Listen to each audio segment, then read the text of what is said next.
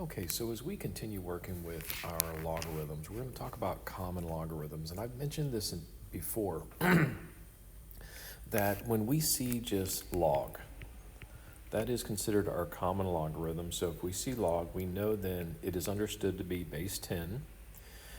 So when you use your calculator button, log is base 10. You can also specify what type of base you use. There's different functions in the calculator, and we'll go over that. But just thinking about, base 10 logarithms are my common logarithms. Things that I know that log base 10 of x is equal to the log of x, because we understand that 10 is understood if we don't see it. And then it is for values of x that are greater than 0, because you cannot find a logarithm for a negative number. So that's one of the things we have to remember. So unable to find the log of a negative number. And then being able to communicate between a logarithm and in log form and exponential form. And they have it right here that y is equal to the log of x. So knowing then that really what that says is 10 raised to some power is equal to x. So being able to reorder that. So here again, this would be this is all base 10, you gotta remember that. And then so we would have 10 raised to the 0 power is going to be equal to 1. 10 raised to the 1 power is going to be equal to 10 raised to the 1. 10 raised to the second power is going to be equal to 100. And then 10 raised to m is going to be equal to,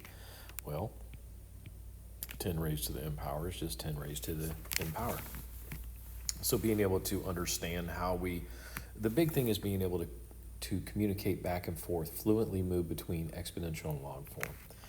And then just putting into the calculator, all we have to do is put in log, put in the value, and use in parentheses, and we will get a possible decimal place, okay? And then, of course, they have rounded it here to the 4th decimal.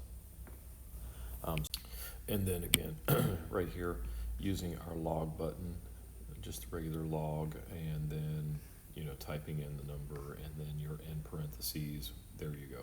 Just being able to put that into the calculator at some point.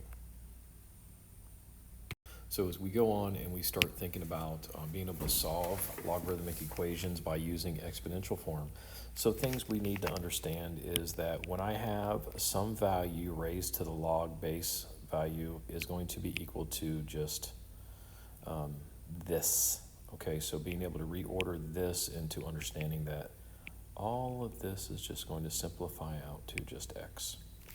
So an example might be if I had, let's see here, if I had I guess I can use that. So if I had, just as an example, 15 raised to the log of base 15 of 12, I'm just making this stuff up, but I'll use a variable, b, that is simply going to simplify down to b. That's what they're telling you there. So this is understanding how to simplify that down. So by looking at that, and then here we have in this equation, because that's what we're going to do. We're going to use that property right here. It says the amount of energy E in ergs that is released by an earthquake is related to its Richter scale magnitude by the equation log of E is equal to 11.8 plus 1.5 m. Although the scale was created in the 1930s, earthquakes that occur before its invention have been estimated using the Richter scale. For example, an earthquake in Cyprus in 1222 is estimated to have a measure of 7 on the Richter scale. How much energy is released? Okay, so m estimated to have measured 7, magnitude of a 7, so we can do some replacing in the equation. So we know right here the magnitude is going to be 7. So when we multiply this out, we end up getting the log of E is equal to 22.3. You think about how we reorder that, right? This is what it would look like because we know it's a common log. So then if we raise both sides, 10 to the log of both sides, or 10 to the power of both sides, so then this now simplifies to just E.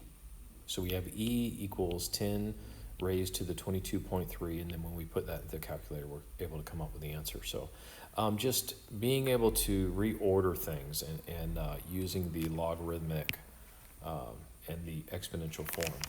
So here, when we solve an exponential equation by using logarithms, so there it is.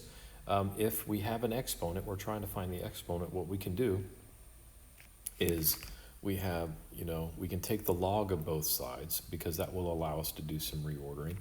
So here I take the log of both sides. So this is technically log base 10, right?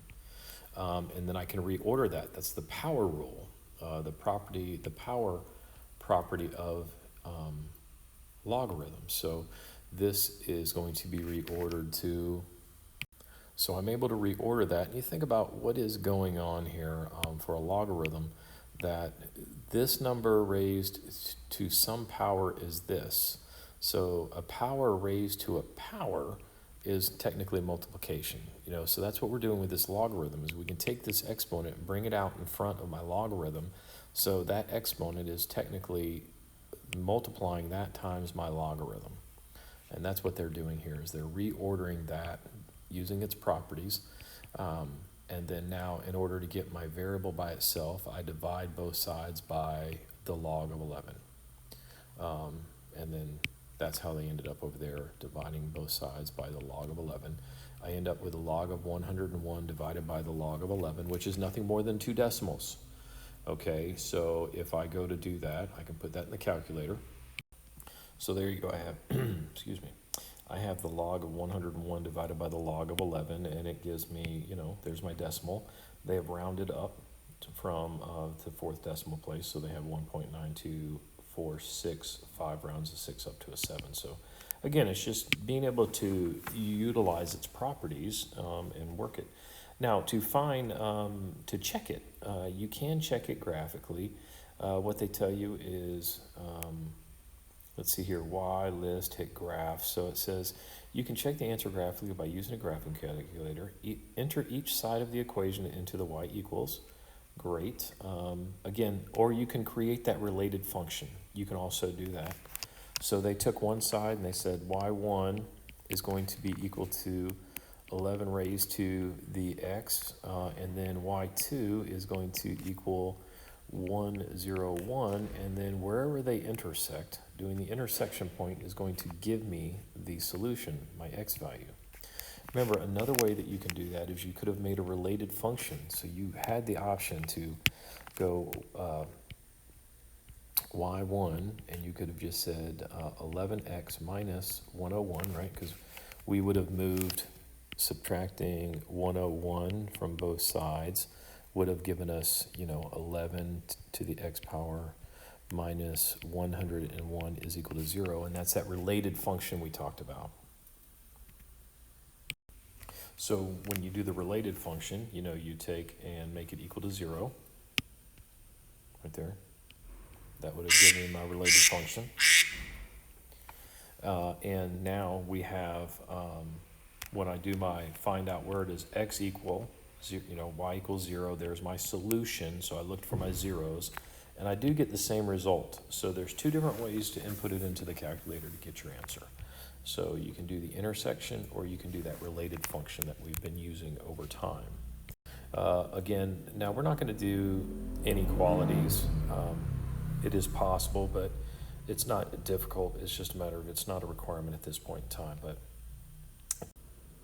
okay, so now when we talk about the change of base formula, it, right here it says allows you to write equivalent logarithmic expressions that have different bases.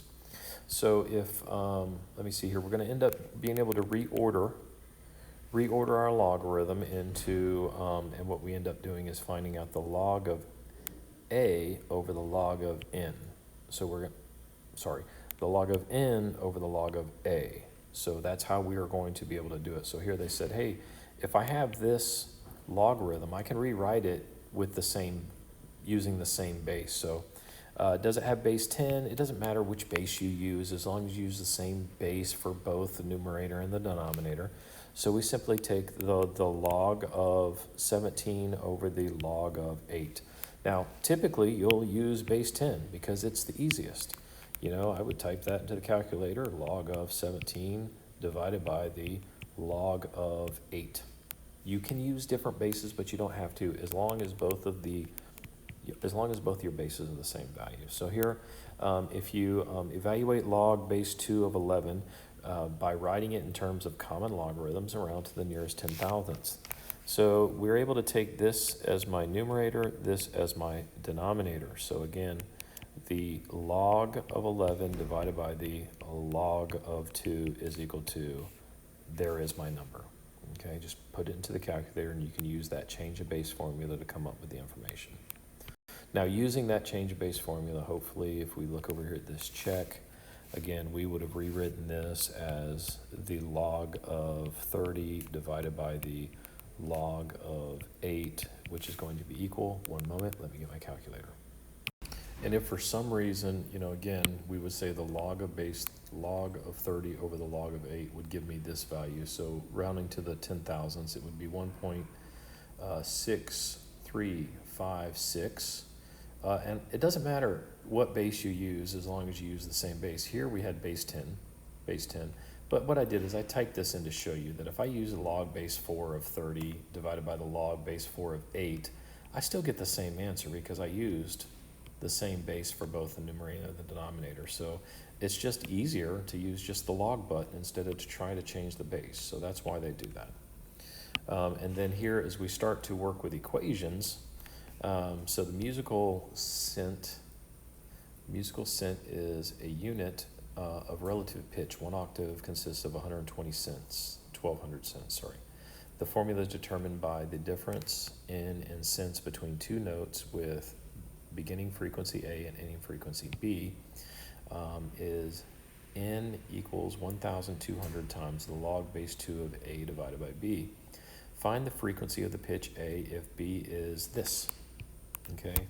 And the difference between the pitches is 1,600 cents. So writing that equation, here you go, we have this log, so we have N is going to be equal to 1,600. B is, of course, equal to 1,661.22. And I'll just say here real quick that divide both sides by 1,200, and this log is going to be equal to 4/3. And again, you can use the related function or the intersection function to find out that where is my intersection point right here. And we come up with x is equal to 4.186.0121. And that is utilizing my logs for the change base in order to work with these functions. So we'll get plenty of this practice in the classroom. But now I got students walking in, so time to go, and good luck.